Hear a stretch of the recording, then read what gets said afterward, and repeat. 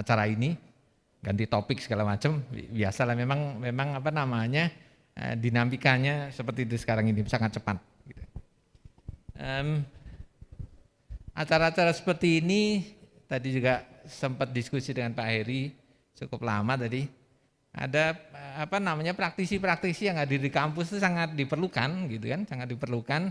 Kita kan theoretical nih kan gitu kan. Bagaimana matching antara practical dan theoretical gitu kan, itu sangat penting. Jadi terima kasih ini juga BEM sudah apa namanya punya ide ini luar biasa saya kira. Silakan nanti ada kegiatan-kegiatan lain yang bisa ngundang praktisi gitu kan, bisa memberikan apa namanya efek yang benar-benar realistis gitu kan, saya kira itu. Oke, ketika kemarin saya dikontak mahasiswa sebenarnya saya agak kaget juga Bu Popi. Saya itu kalau tadi istilahnya Pak Heri ada apa? Sleeping investor. Kalau saya tuh sleeping theoretical investor ya. Jadi sebenarnya tentang apa namanya? Tentang likuiditas itu memang saya pelajari gitu kan. Saya pelajari S1 saya nanti ada di slide-nya gitu kan. Saya pakai teorinya James Tobin untuk liquidity preference gitu kan. Behavior gitu. Sampai S3 saya juga tentang behavior sebenarnya. Tapi kemudian nggak tahu mengapa saya nggak terlalu enjoy dengan finance, nggak tahu juga saya. Saya pernah ngajar juga apa namanya behavior finance di S2 gitu kan itu. Tapi mengapa berapa semester saya nggak ngajar lagi? Saya nggak ada masalah sebenarnya gitu kan. Saya mungkin lebih enjoy di digitalnya. Oke, mungkin langsung saja di slide-nya. Saya kira biar waktunya lebih hemat karena memang di di kampus kalau bayangan saya ngajar itu ada teorinya, kemudian bagaimana masuk ke praktikalnya, bayangan saya kan gitu. Jadi mohon nanti ada masukan dari praktisi-praktisi ini bener nggak kayak gini kan gitu kan itu. Jadi judulnya itu investasi stock exchange di Indonesia, gitu kan. Nah, itu tempatnya juga masih Ampeterium. Silakan next slide aja. Saya awali dari slide berikutnya. Oke. Jadi ini teorinya kita pakai bukunya Graham. Terus terang Pak Heri saya itu didikannya kapitalis gitu. Jadi benar-benar semua apa namanya saya sampaikan tuh awalnya pasti kapitalis dulu kan. Jadi ada istilah-istilah tadi di syariah sebenarnya saya sangat mendengarkan dan agak gelagepan juga gini kan gitu karena memang itu. Tapi bagaimanapun Pak Graham ini sebenarnya mencoba membuat sebuah cerita bahwa sebenarnya bursa efek itu sangat realistis, sangat terukur gitu kan, sangat terukur. Jadi beliau bahkan pada bukunya Security Analysis itu pada tahun 34 gitu kan, dan buku-buku ini masih dipakai ya, masih dipakai. Salah satunya mahasiswanya itu Warren Buffett, itu salah satu orang terkaya di dunia peringkat 6 gitu kan, itu muridnya gitu kan, itu muridnya. Jadi kalau kemarin juga mahasiswa ingin apa namanya ngundang Sandiaga Uno gitu kan, saya sangat paham gitu kan, karena Sandiaga itu juga fansnya Warren Buffett gitu kan, yang dia value investing alirannya, fundamentalis gitu kan, fundamentalis kan, alirannya itu. Jadi saya sangat paham sih, tapi beliau begitu jadi menteri jadwalnya padat sekali ya gitu kan. Padahal kalau cerita secara detail juga asik juga dengan beliau gitu kan, karena tahu banget walaupun kapitalis juga gitu kan, kapitalis juga itu yang terjadi. Jadi mungkin panitia lebih adil nih gitu kan. Saya kapitalis, Pak Heri syariah gitu mungkin alirannya ke situ. Saya pun juga pernah diundang apa namanya majelis tarjih gitu kan. Ya saya mungkin karena pendekatannya apa namanya untuk e-commerce gitu kan. Saya diundang ya saya menyatakan saya alirannya kapitalis gitu kan. Tapi kita akan cari mana yang paling bermanfaat untuk itu kan gitu. Oke. Jadi di bukunya itu dulu pun orang percaya tahyul. Kalau mau investasi tebak-tebakan gitu tetap seperti itu gitu kan itu. Kemudian juga apa namanya? Kemudian dengan buku ini berkembang bahwa memang bisa terukur, bisa diprediksi gitu kan. Itu yang terjadi. Mungkin next slide saja. Jadi memang profesi apa fund manager sekarang jadi keren gitu kan. Oke. Ada bukunya, kalau ingin bukunya silakan kontak saya. Bukunya apa namanya e-book. Jadi kelebihannya e-book itu kan text based ya. Berarti kalau Anda bahasa Inggris Pak, nggak ada masalah. Anda blog, gitu kan, Anda translate di Google Translate kan gitu kan itu. Jadi enaknya sekarang jadi lebih pinter tuh pasti. Kalau dulu buku teks, Anda bener-bener nerjemahin bener-bener nangis gitu kan. Kalau sekarang enggak deh, gitu kan. Oke, silakan slide berikutnya.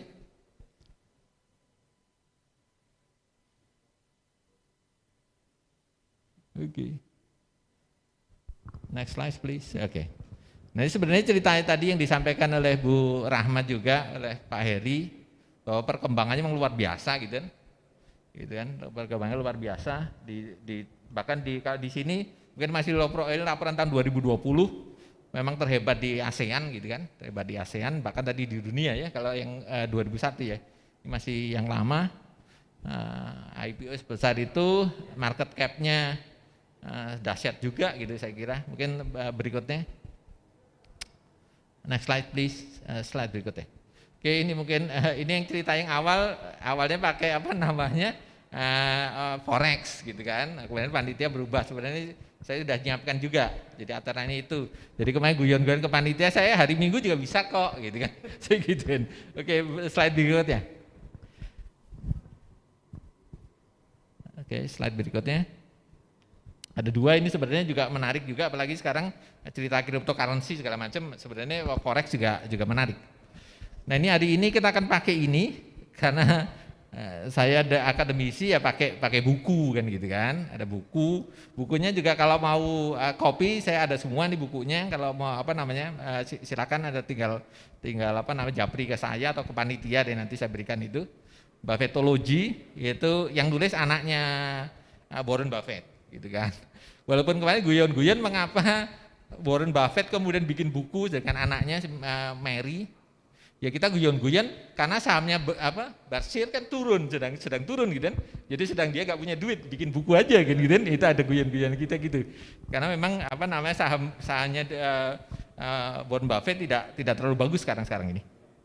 Kemudian kedua nanti kita akan bahas, walaupun masih yang tengah itu alirannya juga masih apa namanya sama, fundamentalis. Itu juga sangat mewarnai apa namanya akademisi untuk memperkirakan sebuah saham seperti apa. Dan yang paling kanan ini financial behavior, perilaku. Ini yang kemudian akan mempengaruhi Gen Z saya kira. Nanti akan banyak mempengaruhi Gen Z. Ini financial behavior juga nanti apa namanya fund manager itu perlu juga mengetahui bagaimana tadi Mas Heri juga udah cerita tentang Gen Z. Oke, berikutnya. Nah, ini yang tadi saya ceritakan. Kalau tadi Gen Z itu apa generasi micin, kalau saya plesetannya Gen Z itu gen zaman Dweloe gitu kan. Itu. Dan ini apa namanya skripsi saya S1 itu James Tobin, Liquidated Preference and Behavior Toward Risk. Jadi beliau yang pertama ngkritisi teorinya Keynes bahwa orang itu memegang uang kan ada 3 alasan ya. Ada 3 alasan. Yang pertama itu transaksi, kita punya duit di kantong, uang cash deh kayak gitu. Memang untuk transaksi, mau beli makanan, mau beli minuman gitu kan harus ada duitnya ya. Walaupun sekarang mendadak kemudian jadi hilang ketika muncul barcode, kita muncul QR code gitu kan, kita udah punya e-money katakanlah gitu kan. Besok ini saya mau apa namanya goes sepedaan ke mana? Ke Solo, terpaksa kemarin saya beli e-money nih. Karena naik KRL harus pakai e-money kan gitu kan. Betapa desanya Jogja saya bilang kan. Enggak punya jalan tol, jadi enggak punya e-money, santai aja gitu kan. Tapi begitu saya mau goes besok ke itu enggak harus punya itu, beli kan gitu kan. Iya katakanlah gitu harus punya itu. Jadi sekarang fully digital gitu kan. Kemudian berjaga-jaga kalau di cerita-cerita waktu saya kuliah dulu ya untuk ketika sakit, ketika perlu apa namanya bisa mendadak. Dan yang ketiga motif spekulatif. Sebenarnya cerita hari ini itu sebenarnya yang ketiga ya. Gitu kan. Jadi ketika ada saham naik, saham turun itu sebenarnya ya nggak usah terlalu worry karena memang niatnya udah spekulatif. Uangnya untuk beli makanan udah cukup, untuk berjaga-jaga udah cukup sebenarnya itu ya. Jadi jangan terlalu, karena banyak cerita kemudian ada yang bunuh diri, ada yang bunuh-bunuhan segala macam itu ya. Sebenarnya nggak perlu lah karena memang ya spekulatif gitu. Nah, James Tobin itu cerita bahwa memang sebenarnya ceritanya M1 ya. M1 kalau Anda yang di keuangan mestinya paham ya. Apa namanya uang kartal, uang giral, uang cash kita gitu kan. Itulah M1 gitu kan. Jadi ceritanya itu kemudian menghadapi risiko bunga. Jadi kalau ini masih cerita bunga, jadi totally orang itu memegang uang atau menyimpan uang tergantung bunganya. Jadi dikendalikan moneter sebuah negara itu juga pakai bunga. Ini naik turunnya gitu Pak, ceritanya gitu. Tapi kemudian James Tobin bertanya-tanya mengapa orang mau pegang obligasi tanpa bunga. Gitu kan mereka misalnya di Jepang itu kan juga hutang pemerintahnya itu tinggi sekali karena padahal tidak pakai bunga. Karena mereka sudah percaya sama pemerintahnya gitu kan. Jadi nggak ada bunga, nggak ada masalah gitu. Tapi kemudian beliau juga tanya mengapa berapa persen mengapa orang tetap nyimpen uang. Itu cerita tentang teori James Tobin. Oke, berikutnya. Nah, ini analisis saham itu sebenarnya dibagi dua ini sebenarnya. Ada bullish, ada bearish, itu teori-teori aslinya. Jadi mengapa cocok, mengapa enggak? Ya karena kita itu mempelajari binatang, kita itu manusia tetapi kemudian itu. Jadi di semua bursa efek di seluruh dunia saya kira itu ada patung dua ini. Ada patung dua ini kan gitu kan. Nah, ada patung dua ini yang paling gampang seringlah beli ketika bullish, walaupun kemarin ketika bearish malah banyak yang beli ya, misalnya gitu itu yang terjadi ya. Karena memang kita harus memahami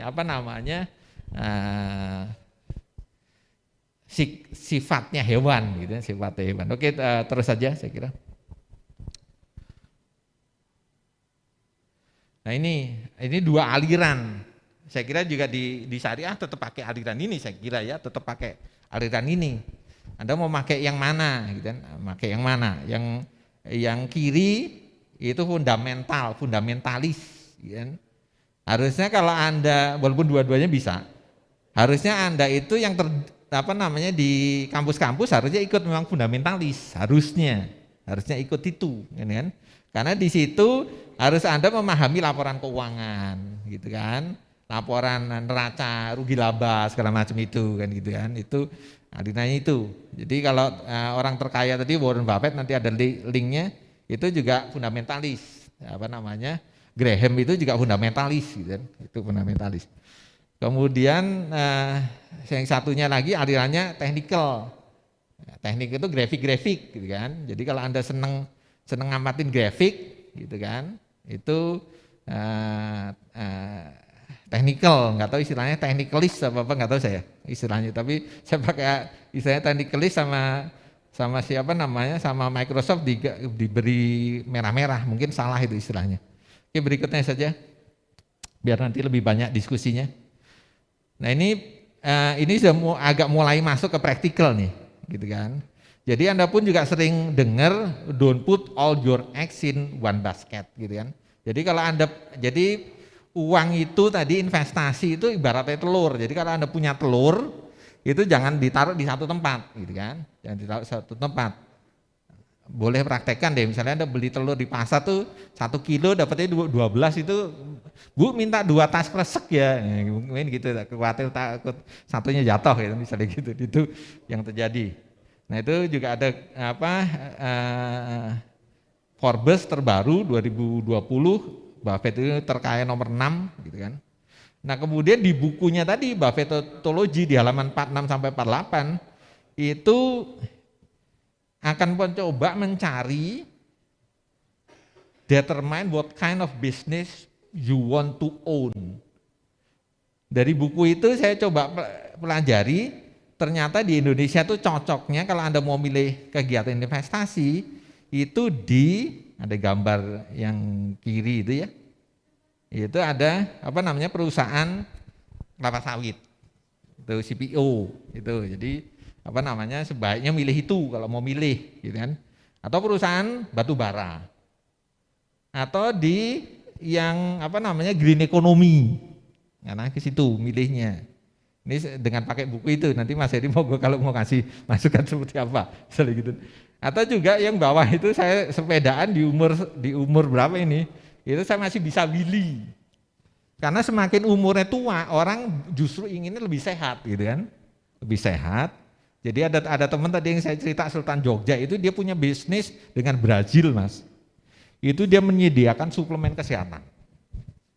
orang katakanlah seumur saya itu yang penting sehat gitu kan. Jadi berapapun dia akan beli, saham seperti apapun dia akan mau kan katakanlah, karena berbasis karena longevity. Jadi kalau bisa umur panjang tetap sehat itu jadi pertimbangan itu.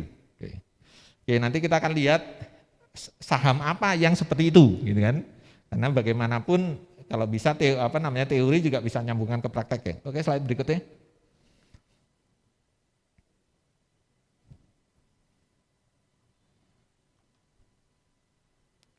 Nah ini mulai lihat di bukunya dan nanti kita akan milih saham apa, gitu kan. Ini aliran yang pertama yang fundamentalis, si aliran yang tadi pakai bukunya Buffettology. Nah, yang pertama Warren Buffett. Jadi yang 1 sampai 3 itu murni dari bukunya Buffettology. Jadi kalau Anda pilih saham itu lihat kinerja perusahaannya. Ngitungnya ada nih. Kita kan kalau kuliah ini pasti ada ROE, ngitungnya apa tuh rumusnya. Saya cuma ngingetin aja saya kira. Ngingetin saya maksudnya, saya udah lupa. Makanya saya beri itu takut lupa. Kemudian hutang perusahaan gitu kan. Bahkan tadi hutang perusahaannya kalau milih yang syariah, hutang perusahaan yang kecil bisa kata macam itu, jadi pertimbangan. Kemudian pengambilan modalnya bagaimana, gitu kan? Itu yang 1 sampai 3 itu punyanya Buffett, Warren Buffett. Yang 4, 5, 6 itu punyanya Investopedia sebenarnya, gabungannya sebenarnya. Jadi ngelihat profit marginnya, kemudian apakah company public, ada IPO, walaupun nanti di contohnya pasti sudah IPO ya, kodenya ketika ada TBK pasti sudah IPO gitu kan, yang dipilih. Jadi ini mau nyari aman. Kemudian yang ke-6, ketergantungan komoditas, ini keren menurut saya. Jadi menawarkan hal berbeda pada industri yang sama. Misalnya Antam itu apakah dia lebih green ekonomi apa enggak, misalnya gitu kan. Karena isu-isunya apalagi Jokowi mengadakan acara G20 ini pasti nanti ditanyain oleh negara-negara barat bagaimana green ekonomi itu yang terjadi. Kemudian juga dengan timah bagaimana. Jadi Anda bandingkan apakah mempunyai ketergantungan komoditas gitu. Oke, berikutnya. Ini yang kedua, ini lebih lama dari bukunya Warren Buffett sebenarnya. Sebenarnya mirip lah saya gitu kan. Yang pertama ketika Anda milih saham itu yang nyari erosinya tinggi. Kemudian yang kedua dengan earning yield tinggi. Itu juga teori-teori lama sih katakanlah itu. Dan membeli saham bernilai saat harga murah. Itu juga rumusnya Warren Buffett juga pakai itu. Jadi mencari yang bernilai gitu kan. Jadi akan harganya yang murah tapi bernilai gitu kan. Bagaimana bernilainya? Misalnya tadi Anda harus lihat laporan keuangannya, sebagainya. Oke, berikutnya. Nah ini saya coba masuk ke sahamnya IDX, ini kantornya udah keren banget ya. Saya lihat tadi slide-nya Pak Eri, saya jadi deja vu saya. Jadi saya bikin skripsi itu tahun 80-an akhir, 89 ya.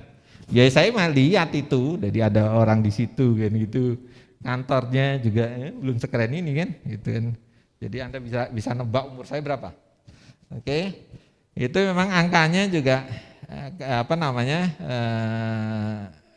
IHSG-nya komposit IHSG-nya IHSG-nya. Kemudian ada saham-sahamnya mulai LQ45. Kemudian ada IDX gitu kan. Gitu. Oke, dan hari ini saya coba tampilkan yang IDX 30 dengan tadi memakai dengan rujukan bukunya Buffettology.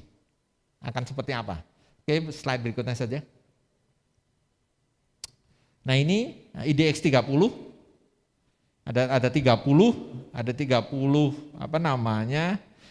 perusahaan terbuka, ada 30. Ini Anda pilih Tadi kan CPO gitu kan, di antara ini mana yang CPO gitu kan, di antara ini mana yang perusahaan tambang, di antara ini mana yang tadi green economy, misalnya gitu kan, di antara ini mana yang mendukung kesehatan, misalnya kan. Mungkin yang terakhir saya kira itu kesehatan, mungkin ada Kalbe Pharma, Anda bisa milih di antara itu. Jadi bukunya Buffettology memang menurut saya akurat memang ya, bisa mengarahkan itu kan. Dan perusahaan CPO misalnya Anda pilih di situ apa, perusahaan tambang ada timah tadi kan gitu.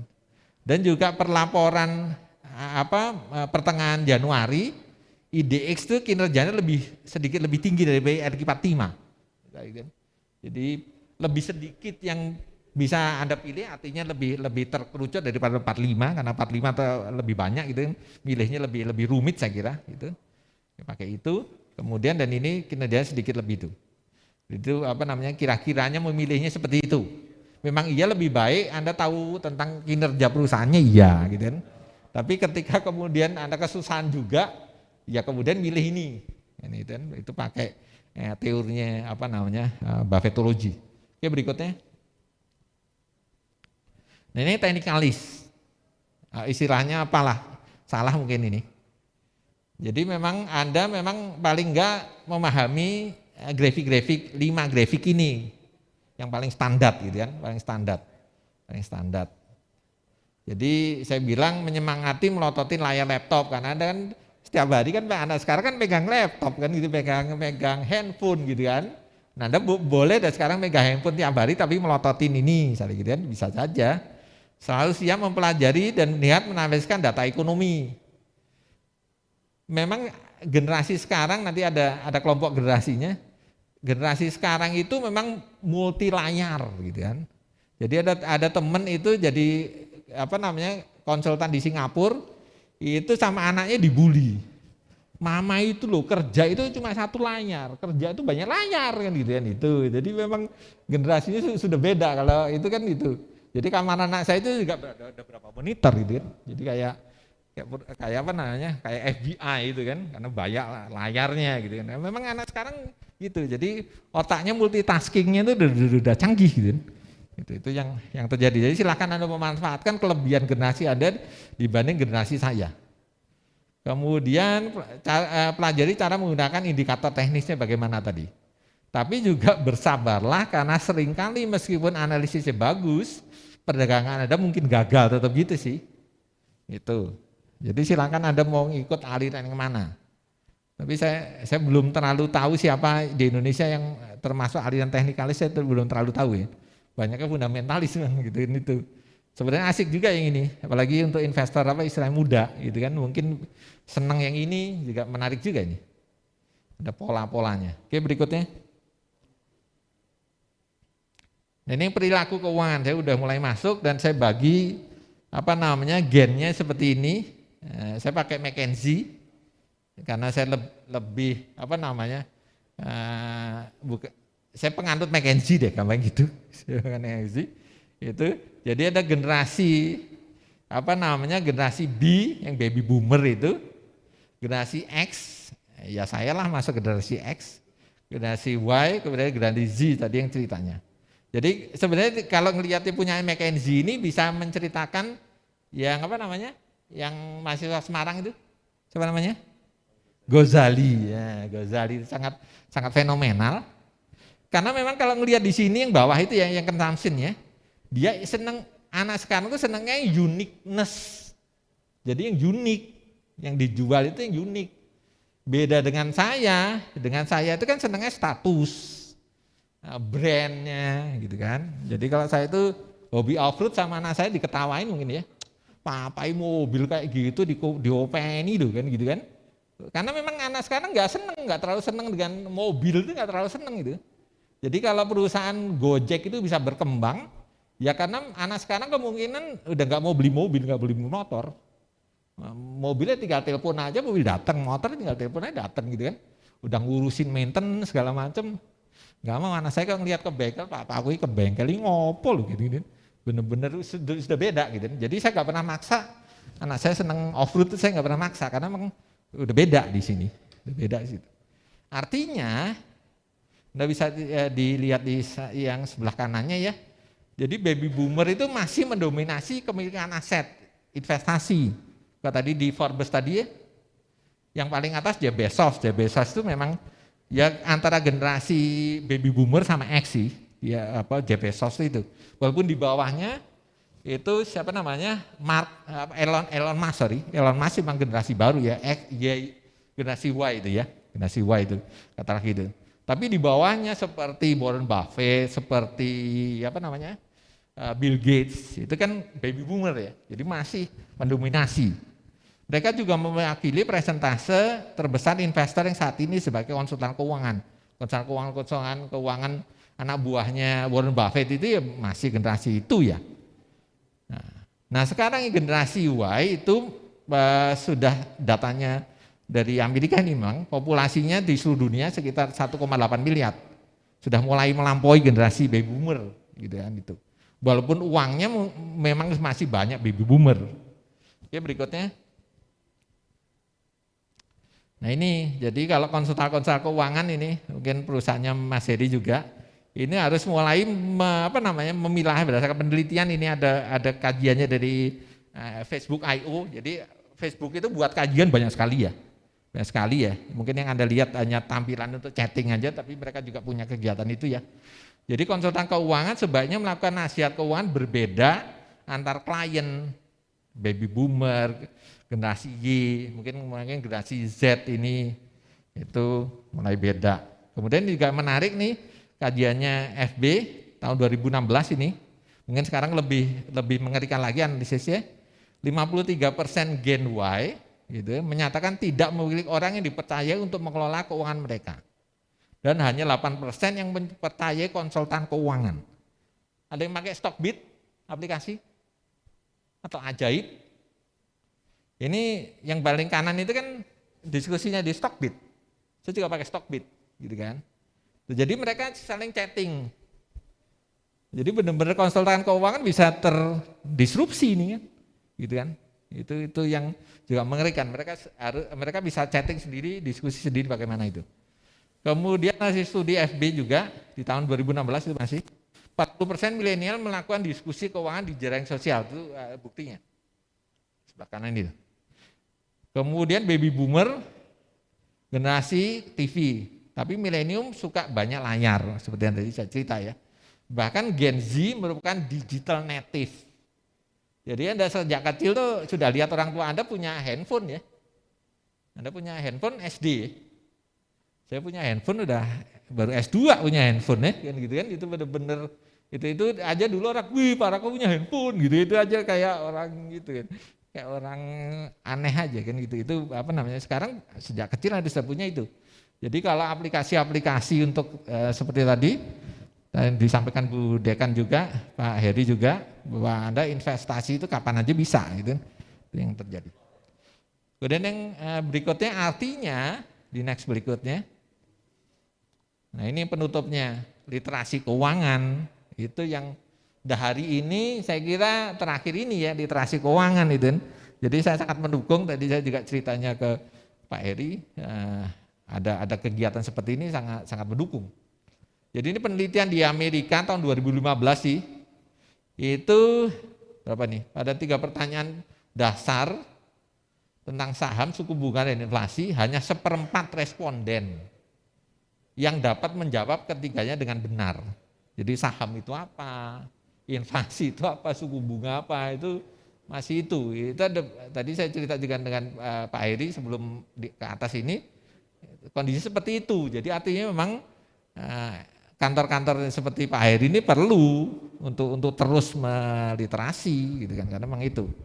Kemudian studi tersebut juga menunjukkan terputusnya antara pengetahuan keuangan dan perilaku pengelolaan keuangan, di mana gen milenium membuat pilihan keuangan yang buruk meskipun mereka mungkin tahu lebih baik. Itu agak paradoks ya. Mungkin karena pilihannya banyak gitu kan. Makanya tadi saya berikan contoh 30 deh bisa gitu kan. Karena memang kalau terlalu banyak juga pusing juga milihnya. Ini juga ada studi yang lain tahun 2015 juga masih menemukan generasi milenial mempraktekkan kebiasaan keuangan yang baik, terutama dibanding dengan baby boomer, gitu kan. Jadi mestinya yang generasi yang lebih baru ini mestinya lebih bagus lagi ya. Dan studi ini juga melaporkan bahwa milenium menabung sama banyaknya untuk masa pensiun, karena yang sering dikhawatirkan baby boomer itu pensiunnya mereka akan ngapain gitu kan. Tapi baby boomer juga sudah mikirkan itu. Tetapi lebih banyak milenium telah meningkatkan tabungan mereka. Jadi mungkin seperti di awal pembukaannya Bu Popi tadi, mereka punya pendapatan yang tinggi, jadi mereka bisa punya tabungan, bukan sisa tadi istilahnya Pak, itu ya, bukan sisa, karena mereka punya tabungan, itu yang jadi itu. Kemudian studi tersebut yang price itu menemukan bahwa 75% milenium dengan cermat melacak pengeluaran mereka. Ya kita punya aplikasi banking itu kan kita tahu ya dimutasinya berapa itu akan ketahuan itu. Generasi sekarang mungkin bisa lebih akurat lagi dibanding dengan 64% baby boomer, bahkan yang Gen Z saya yakin lebih dari 75%. Artinya fitur-fitur di mobile banking itu juga perlu ditingkatkan terus ya, karena memang mereka sangat aware dengan pengeluaran mereka agar tidak hanya jadi sisa tadi. Oke, itu mungkin penutupnya. Nanti lebih banyak diskusi lah dengan terutama dengan Pak Heri, dengan Pak Heri, karena Anda bisa ketemu dengan praktisi sangat jarang saya kira. Baik, itu dari saya, kurang lebih maaf. Assalamualaikum warahmatullahi wabarakatuh. Waalaikumsalam warahmatullahi wabarakatuh. Terima kasih kami ucapkan pada Pak Rai Rake Setiawan PhD, Pak Rake yang telah memaparkan tadi ya terkait bagaimana kita sebagai seorang investor ini